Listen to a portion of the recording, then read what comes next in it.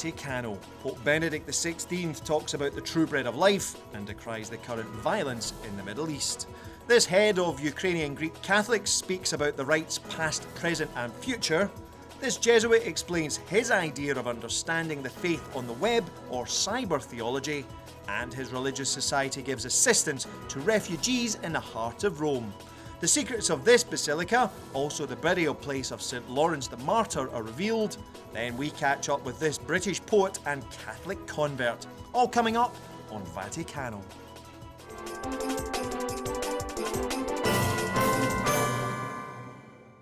Here at Castle Gandolfo, Pope Benedict XVI prayed the Angelus with the faithful on Sunday, July 29th. The day's Gospel reading was about the multiplication of the fishes and loaves, and he spoke of the way the Lord works with gifts that each person has.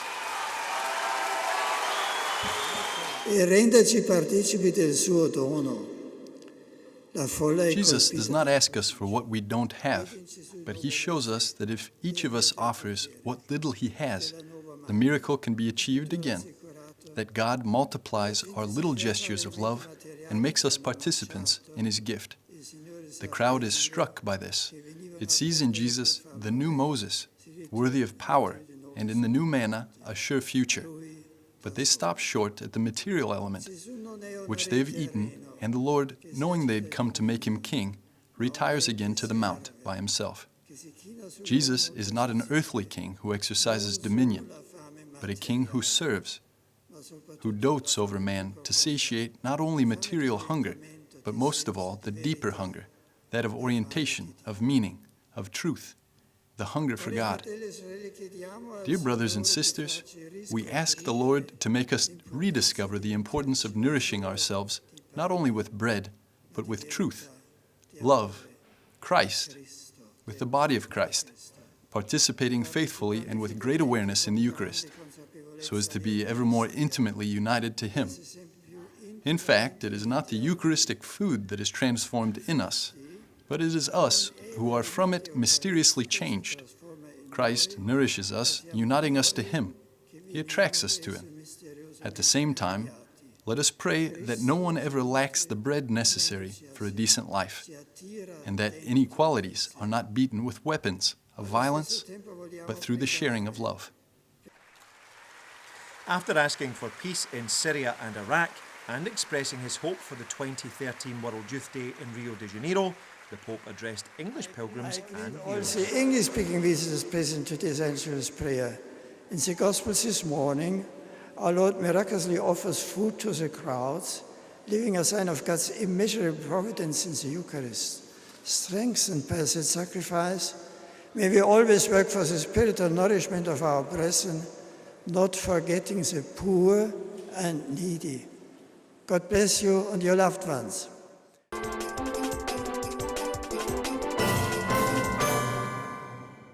It looks like many other Catholic churches in Rome from the outside, but it's immediately evident inside that it's a different experience. Ukrainian Greek Catholics celebrate Mass here in the centre of Rome every day in their ancient Byzantine rite. Well, Ukrainian Greek Catholic Church is a church which was born in the baptism of Saint Vladimir in 1988, so in the first millennium of the Christianity. And then that church that were depending on the Patriarchate of Constantinople also received a Byzantine tradition of its spirituality, liturgy, canonical, and even theological formation. And our church in 1596 reclaimed the same unity with the successor of Peter as it was before the division between West and East.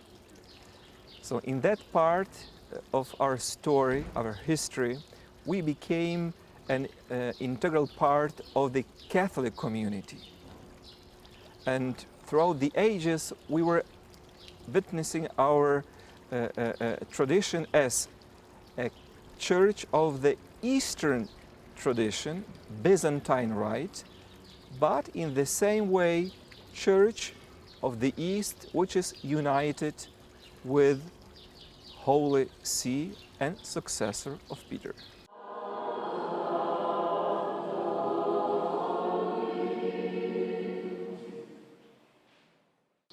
During the period of the Soviet Union, our church was persecuted.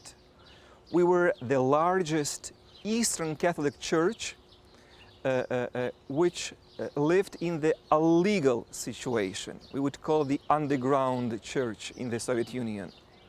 On that atheistic country, we were the largest group of the social opposition.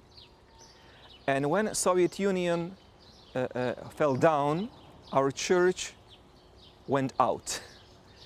And today we experience those fruits of the resurrection of our church. First of all, we are young. The middle age of our clergy is 35. I am, as new elected primate of that church, I am 42. So this is a young, dynamic church which brings new Christian life into the Ukrainian society. And also we bring a special task for the Christian unity, because we have the same origins, the same tradition as the Orthodox Church in Ukraine, but we are united with the Catholic Church. And it is why we feel to be some sort of mediator between East and West, between Latin tradition of the Catholic Church and with the Byzantine tradition of the Orthodox Church in Ukraine.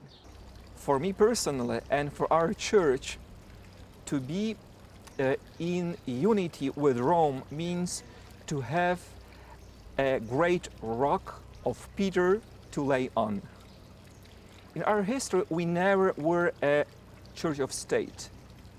The history of the Ukrainian Greek Catholic Church goes always together with the history of the Ukrainian nation, which only recently, 20 years ago, was able to build an independent state.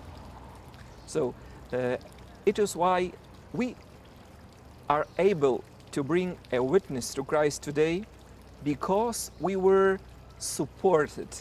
We were able to lay on that rock of Peter. And I think this is great hope even for the future. Theirs is a witness of communion that continues on throughout the ages.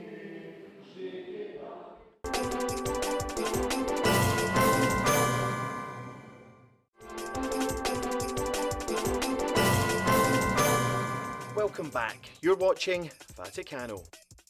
The relations between communications media and the Church has reached its peak. Thus the advent of the term cyber-theology, coined by this Jesuit priest in Rome. La cyber-teologia è pensare la fede al tempo della rete. Cyber-theology is thinking about the faith on the web.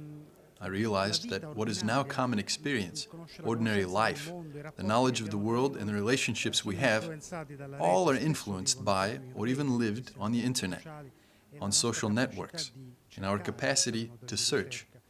So I asked myself, if internet has an impact on our ways of thinking, might it also have an impact on the way we think about faith? So theologically?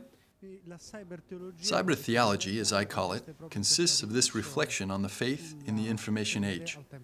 Whereas in other ages it was difficult to exchange information, today we are substantially immersed. You could say there's an information overload. Information inundates us. It's difficult, however, against this swath of responses that are given us, to locate the true questions. The question of God is a strong one, but we see it coming up everywhere, also in social networks. A desire for prayer arises, so man also yearns for prayer on the internet. This is a very important thing to understand and to analyze. The Church is called to be there where man is, and today man is also on the internet. So my efforts are meant to try and understand the world, to comprehend its dynamics, so as to be present also as people of the Church, to assist others also in this environment. Quindi per me è un grande onore. For me, it's a great honor to apply my work in this area of the Universal Church, and I seek to pick up on the greatest demands that are being made of the Church today. I find here a great support and stimulus. Father Spadaro's book, Cyber-theology, exists only in Italian today. However, his website and other forums maintain a healthy debate on the transmission and understanding of faith through the web.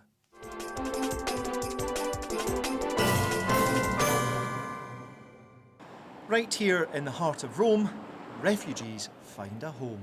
It's the Astalli Centre, and it's been offering services to the most needy for more than 3 decades. Nació en el 1980 por voluntad. It was born in 1980 by the will of the Father General of the Jesuits, Pedro Arruca, who asked the whole society to commit itself to helping refugees in Italy and in the entire world. En Italia y en el mundo. Somos como operadores que trabajan como 45. There are about 45 of us who work here, and we have more than 400 volunteers. We are here at this center and also in other places like shelters. Here we receive people. We like to carry out projects to make them autonomous. Every day from Monday to Friday, we're here in the cafeteria, and we receive around 400 people per day.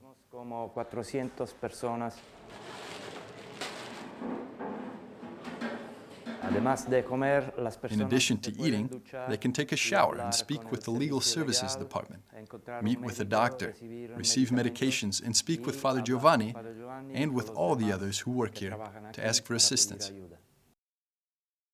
Nel centro Astalli sto svolgendo il servizio civile. What I do in the Astalli Center is the civil service. It's a type of volunteer activity that lasts up to a year. So in particular, I oversee projects in high schools to put the schools in contact with the circumstances refugees are living in. It's so that the refugee can share his experiences and also make the students aware of them, as they don't often have the opportunity to know this reality. In this way, there is a reciprocal exchange between them. On the one hand, it's to raise awareness, and on the other, it's to share. It's a very useful project and interesting for the generations that in the future will have to guarantee a safer welcome for refugees. La inspiración sale The inspiration comes from the Gospel.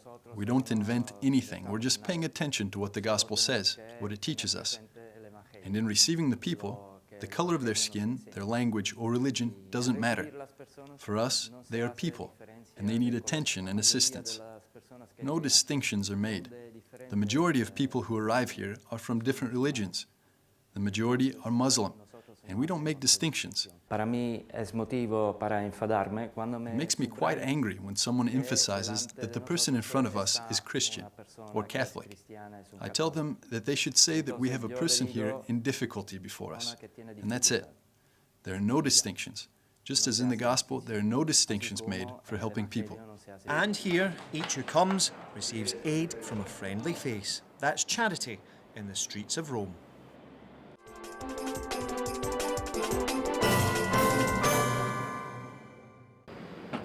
Here, next to Rome's enormous Campo de Verano cemetery, is a church with a millennial history. Site of the tombs of martyrs and popes, home today to Capuchin friars. Pace e bene, ci troviamo nella papale Basilica di San Lorenzo fuori. Peace and goodwill. We are here at the Papal Basilica of St. Lawrence outside the walls in Rome. In this basilica, which goes back to the 4th century after Christ, the martyr and deacon St. Lawrence was buried. St. Lawrence was a deacon of the church in Rome. Along with another 7 deacons, he accompanied the Pope in his pastoral ministry in the Diocese of Rome. In 258, the Emperor Valerian persecuted the Christians. In particular, as St. Cyprian witnessed, he wanted to strike the highest of families in the church hierarchy. This is why Pope Sixtus II was captured and martyred together with some of his deacons. Their martyrdom took place on August 6, 258. Just a few days later, St. Lawrence would also suffer the same fate. Among other services he rendered, Lawrence managed the church's property. Knowing this, the emperor asked him to give the property back to the empire. Lawrence decided, instead, to distribute them to the poor. And then, according to tradition, when questioned by the emperor, he presented him with the poor, saying, "These are the treasures of the church." Then the emperor, who didn't understand what was being said to him, felt offended and had him killed by way of a special trial, which was burning him on a grate. According to tradition, St. Lawrence told the executioner, "Turn me over. I'm done on this side." The martyrdom took place within the old city walls at the site of what is now the Church of St. Lawrence in Panisperna. Then he was brought here, where there was a catacomb, a cemetery owned by the noble Syriac family, and thus he was buried. Here we are in the heart of the basilica before the tomb of St. Lawrence. Here he was buried in 258 by St. Syriac and other Christians who took care of his body after his martyrdom. This tomb was made bigger and more beautiful under the reign of the Emperor Constantine, while it was still in the catacombs. Then, as it became ever more isolated, it was brought up into the basilica. Today it's in the center of the basilica, actually right below the main altar. According to a tradition that goes back to the 6th century, Pope Pelagius II sent for the relics of St. Stephen from where they were in Constantinople, so that the first martyr of the church would be together with the great Roman martyr. According to tradition, when the remains of St. Stephen were brought to be placed together with those of St. Lawrence, the tomb was opened and St. Lawrence's remains moved aside to make room for his companion in the diaconate and martyrdom. In the 6th century, Pope Pelagius II had the basilica built over the tomb of St. Lawrence. To do so, he had to have some of the catacomb complex destroyed, as it impeded the construction of the basilica's foundations. Later, there were other transformations until the 13th century, when Pope Honorius IV had the current basilica built, which englobes also that of the 6th century. We're in an ancient section of the 6th century basilica built by Pope Pelagius. This part was restored during Pope Pius IX's pontificate in the 1800s. In his final will, he asked to be buried here in the old part of the basilica, in front of the tomb of St. Lawrence. Here we are in one of the caves of the catacombs of St. Syriac, 3 floors below ground. Below us there are another 2 floors. It was a place where Christians were buried, but as a cemetery it wasn't exclusive to Christians. In Rome, we have Christian, pagan, and Jewish catacombs. This part of the catacombs here is actually part of the pagan burial chambers. Then, from the 3rd century on, when they were dug, thousands and thousands of Christians were buried here.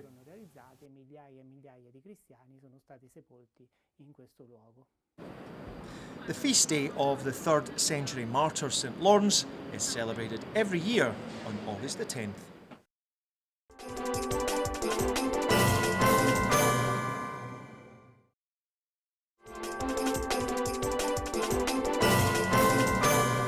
Welcome back. You're watching Vaticano. Even the most chaste and isolated saint, St. Francis in his earthen cell, St. Cecilia entrusting her stiffly guarded virginity to the angel, has sunlight and dirty glitter imprinted on the eyes, flesh that remembers touch. All bodies, however long alone, must sing with this. Well, I'm Sally Reed, and I'm 41, and I live near Rome, but I originally am from England and mostly London, which is where I lived for a long time. And I was a psychiatric nurse in London, and I stopped psychiatric nursing to write poetry, really, and to get an MA in creative writing. And I've published 2 books of poetry. And until 2 years ago, I was a very committed atheist, and I really hated the Catholic Church. It was one of my defining points. And then about 2 years ago, I had an incredible conversion, and I converted in 2010. I was very angry with the church about the child abuse scandal and about the ordination of women and about, I could have listed everything.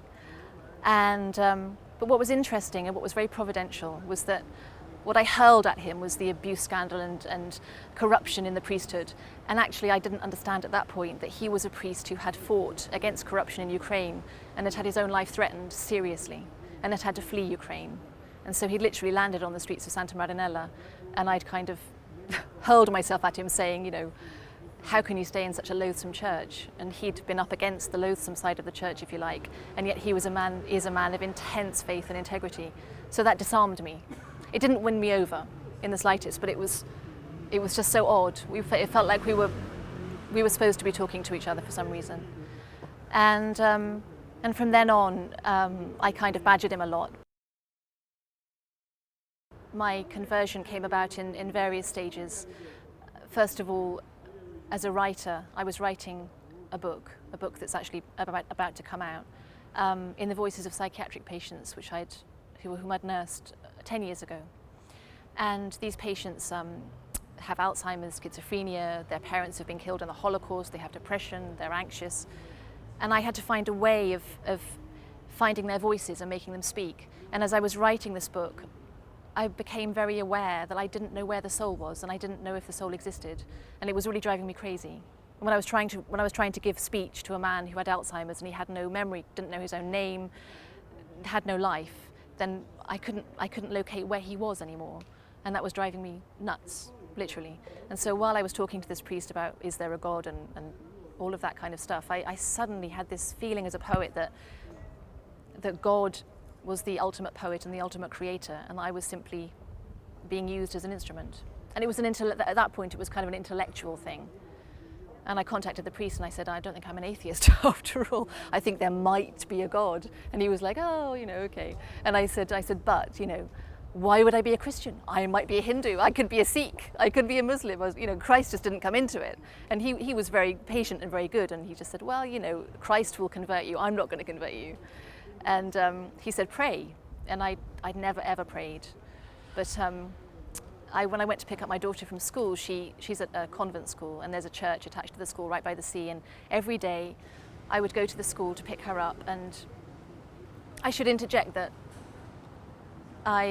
this period of my life was turning everything I'd ever believed in upside down. And it was very, very difficult. I mean, I wasn't sleeping at all. I was very, very emotionally traumatized, really. It was like I couldn't stop listening to something other than myself. I mean, I'm a psychiatric nurse. I can say absolutely it wasn't a nervous breakdown and it wasn't psychotic, because I understand what those things are, but it was the most disrupted period of my whole life. And so I'd stop at this church and I wouldn't exactly pray, but I'd sit there, and just one day I was just in tears, and I was looking at this icon of Christ, and I said, if you're there, you have to help me. And this thing happened, which is very hard to explain, but I felt as if I was being physically lifted up, and my tears just stopped, and I felt this absolute presence, and it was so tangible. It's so hard to put into words because everything sounds like a cliche, but it was so utterly, utterly tangible. I knew then that my life was devoted to Christ. There was nothing else. So then I was a Christian, but I wasn't a Catholic. And then the Catholic Church was when I realized that there is only one church, and the way to be closest to Christ is to be a Catholic, because it's the Eucharist and it's taking communion. So the whole process took from March to December, and I was received in the Vatican in December. So it was a bit of a lightning flash.